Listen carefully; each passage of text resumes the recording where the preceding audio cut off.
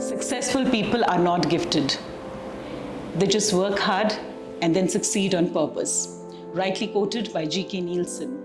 Hello and welcome to this very special episode of an epic interview with the pride of Carmel Convent Senior Secondary School, BHL Bhopal, Ms. Gunjita Agrawal, a student of 2015 batch who has secured the 26th rank in the very prestigious UPSC Examinations 2022. So at the very outset, Gunjita, huge congratulations and applause from the entire Carmel family for this magnificent success and remarkable achievement of yours. Thank you so much, ma'am. So the first question that comes to the mind of every Carmelite is, what role your school has played in your success story?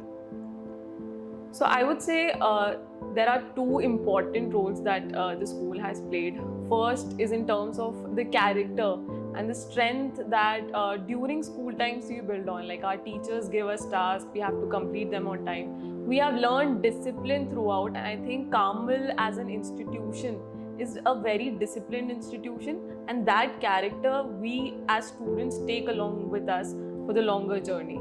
And the second, which is the practical and the rational aspect, is the answer writing skills, the communication skills that we develop here have really helped us ace the real examination. Because for example, for me, when I got to write mains, the written examination for the first time, I was able to get through with good marks because I had good writing ability. So I think school has, and the teachers particularly, have played a very influential role in building the base on which we have been able to set our success story. So does that mean that the inception or the very thought of being a civil servant has come up to you during your school days itself?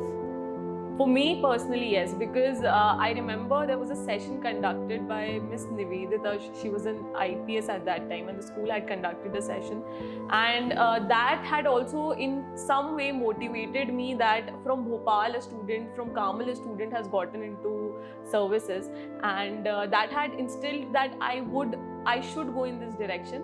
And the teachers had also posed confidence at that time only that beta, you should go and you will be able to do it, and it has helped me continue this journey. So Gunjita, why only civil services? So this was a dream like every other child in India has, and I don't know how it got into me during the childhood, but this was a rational choice for me during the college years, because I had joined a national service scheme in my college years, and I did some part of social service, and my siblings, like my elder brother and sister, both are working in the private sector. So I got to understand the different kind of jobs that a private sector gives you and a government sector gives you, and I felt that my personality and my interest lie more in the government sector. So I aimed to do that, and I continue to do that only. So after finishing your schooling from Carmel, can you share what was the journey ahead? Okay, so I had commerce with maths in my school, and I had to make a choice between going to Delhi University and staying in Bhopal for my graduation. So when I decided, but I had it in mind that I had to do UPSC, so I decided to stay in Bhopal itself, and I chose Institute for Excellence in Higher Education Bhopal as my alma mater. There till second year I was just doing the college activities, understanding the college life. But since second year, I developed and I understood that I have to make efforts towards this examination now. So since second year, I started preparing and understanding the examination a bit more. Then I had decided, like me and my brother had sat down and decided that we'll give full 3 years and full 3 attempts, the respect that this exam demands. And after that, if I do not clear, I will also start looking for alternatives. So full 3 years I gave to this preparation. I also went to Delhi for some time to take an optional coaching. Otherwise, I was at home studying alone in my room, or I would go to the library. And during these phases, I think I had lost a lot of friends, a lot of family members I could not connect to. It was only my immediate family who was always there to support, my parents who would be there every day. After that, last year, after the 4th attempt when I could not clear, I decided to join a public policy course in Indian School of Public Policy in New Delhi. So currently I was pursuing this course along with that attempt. Okay, so I think most of our viewers would like to know what were your subject combinations, and if you could suggest our future aspirants of how to, go in for subject combinations sensibly. So we have to choose one optional subject, and I had gone for sociology as an optional. I would say the choice should be made by an individual by understanding their own strengths. As I mentioned, I have answer writing skills, so I went for a subject which was coming from a humanities subject, and which could help me give my perspectives in terms of writing. But if somebody has objective and analytical skills better, they could go for science stream subjects like physics, mathematics, and it should also be little bit decided on the basis of like a communication with the people who have cleared the examination, that how is the subject scoring and how good you are at that. So I had a choice between commerce and sociology, and after talking to few seniors, I realized that sociology is also a new subject which is interesting, and it kept me interested throughout the journey, and that is why I ended up scoring well also. So I think interest and the ability for you to write and score good in that paper should be the determining factor. So that means judiciously preparing for UPSC needs a lot of sincerity, hard work and honesty. Definitely. So what suggestion would you like to give the future aspirants regarding the time management and the strategy to be made since the very thought of preparing for UPSC comes to their mind? So I think it also depends on the time you have for the upcoming examination. So I started during my college year, so I had 1 or 2 years to understand that period. But most of us end up understanding the demands of the exam very late. So I would say, first of all, like take a month to understand the exam really well. Otherwise, it would become a very long journey for you. And the strategy should be made for yourself. It should be on the internet is full of advices, good advices these days. I have used a lot of internet. That is what I was going to ask you. How much were there on social media? How much was it? I wasn't exactly on social media platforms, but YouTube is a platform that I used to understand what different papers are demanding, because sometimes there is demand, like you miss out on one subject. For example, I was a little bit struggling. There's a particular paper, General Studies 3. So I was finding that I could not score very well in that. So I understood how people had like suggested to make flowcharts, to present better. So these are the little tips and tricks that you take from internet and incorporate in your own strategy. But your own strategy has to be on your own basis. Okay. You have to manage your physical, mental and the preparation health, all of them together. Do not forget your like physical health, because I had done this.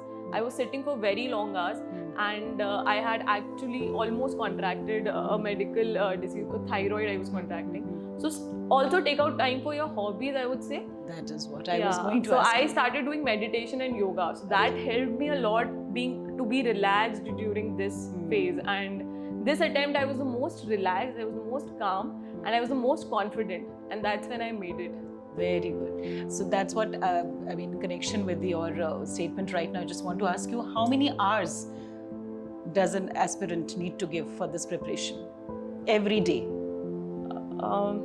I'd say for me, this has been a long journey, and my hours were different because this year I was doing a post-graduation, so I could devote limited hours. But I think somebody should give consistent hours, like maybe in the beginning, you could go around 6 to 7 hours, but as the exam approaches, you will have to go for a 8 to 10 hours a daily schedule. You should always take a break on Sunday or any day that you want, like a 10-day break, 15-day break. But consistency would matter more, and more than hours, honestly, I feel the targets that you keep for yourself and achieving them daily is the most important element. Okay, so like small town students, they always want to go to, you know, the big metro cities for preparing for UPSC such exams. What do you suggest? I mean, coachings are so very important, or a person can do so by his or her own preparations as well? I'd say it depends on your own ability and your own understanding of the exam. Taking an external help from people who are very experienced in their own field does not harm. It only helps you. But going for the right coaching and going in the right set of amount for that coaching, because we end up spending a lot of time and resources on subjects that we do not even want, like you do not even want to invest a lot of time.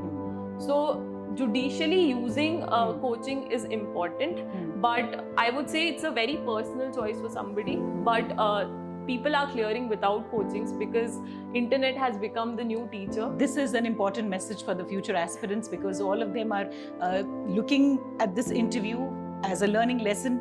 So they are taking your words very seriously, that every aspirant can try his or her own for this prestigious exam. Only thing, your determination and hard work. Yes, and coaching cannot become a restraint for you. It can become an enabler. But if you're not able to join a coaching, you're in a small town, you want to study from there, internet is your best friend, and you just have to go there. You will find a lot of teachers, you will find a lot of courses, and use them to the best of your advantage, and you will be able to make it. So Gunjita, now as you will be holding a very responsible post in the administration, what changes, positive changes, would you like to bring in for the society?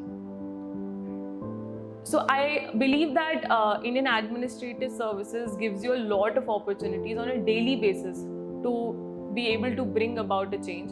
So firstly, I would look forward to making diverse set of changes in terms of the opportunities that I get. But particularly during my public policy course also, I have identified that the intersection between education, women development and child development is something that interests me a lot.